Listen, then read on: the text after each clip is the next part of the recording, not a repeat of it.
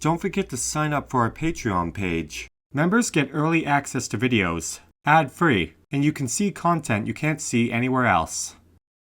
1992. UFO blacks out police cruiser in Florida. The year is 1992. The place, Haines City, Florida. A police officer has a close encounter with a UFO.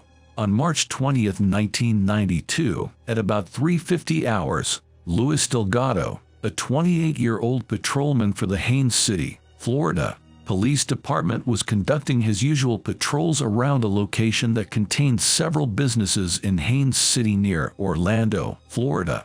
As he was driving his patrol vehicle slowly around the site, he noticed a green light behind him.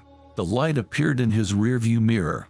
However, by the time he had come to his senses, the entire inside of the vehicle was awash in a strange green glow.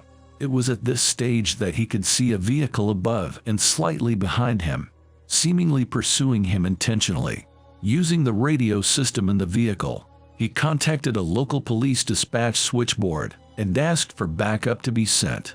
Then, the next thing he knew, the strange object was in front of him. This would cause him to swing his vehicle to one side so as to avoid a collision. At the same time, the headlights, engine, and the radio system all went completely dead.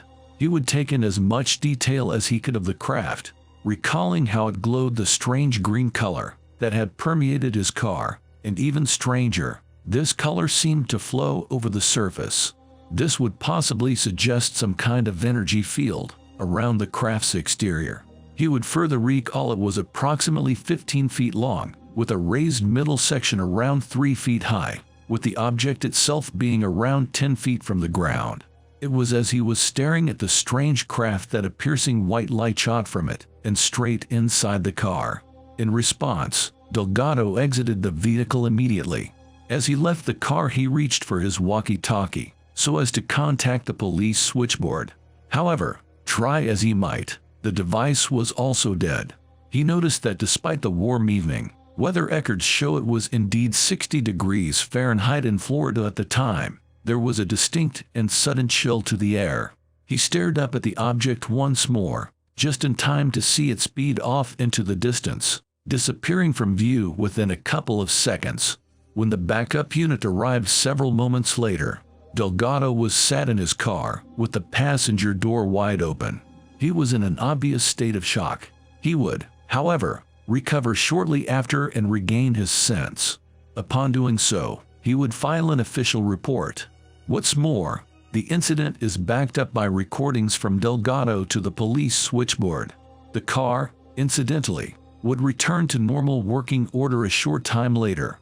Furthermore, Delgado appeared to suffer no long-term health problems. What is perhaps most disturbing, however, is that the Delgado case is far from a unique incident. There are, for example, several details to note about the Delgado incident of 1992, many of which surface in other such close encounters where the witness, usually viewing the UFO from the moving vehicle, experienced such similar problems as engine or headlight failure. Indeed, we have examined multiple incidents where this is the case. While much less prevalent, there are still numerous cases where the witness recalls the strange, cold atmosphere. Source: UFOinsight.com. My take: I think these cases where electronic and mechanical equipment failed during the encounter should be taken very seriously.